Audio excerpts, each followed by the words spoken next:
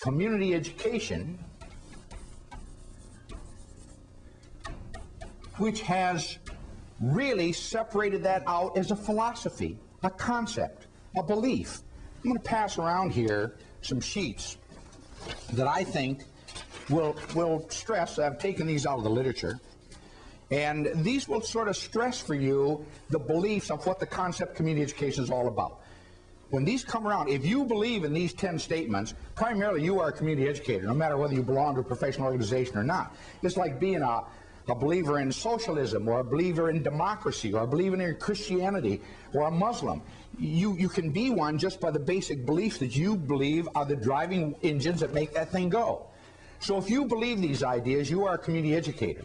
And for the first time now, community education became a concept that really meant this. There are a lot of definitions. I've put some together myself. One of the problems with definitions is that the more words you have in a definition, the more the semantics goof you up. So let me try to make it simplistic. Community education means the education of the entire community. Now, you say that in the public, say that to somebody who just got their tax bill and see how they react. Say that to a group of superintendents. Say that to a group of teachers. See, it sounds overwhelming. We're going to educate the entire community? My goodness, where are we going to get the money? Where are we going to get the buildings? We can't take care of the people we have right now. Well, let me try to give you some logic, some illustrations, some examples that will take a little of the sting out of this. Number one, we have not always had the same school system we have. And the question about how we're going to do that has come along many times in our history.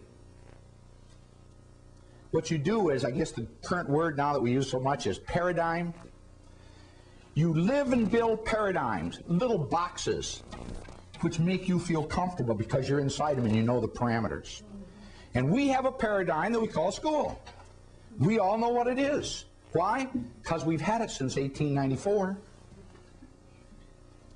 But let me just give you an example of how this can change to show you how we have changed before.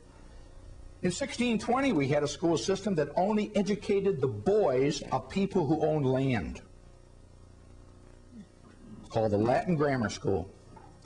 Can you imagine in 1760 somebody going into a group of school people and saying, we got to educate boys and girls? What do you think they would have said? Where are we going to get the money? Where are we going to get the buildings? Where are we going to house the teachers? Well, we can't afford to do that. But you know, we did it.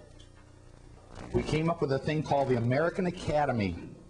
And the person who brought that up was Benjamin Franklin. But after we did it, it seemed the natural thing to do. Why? We reshaped our paradigm, right? So now we're all comfortable with the new school.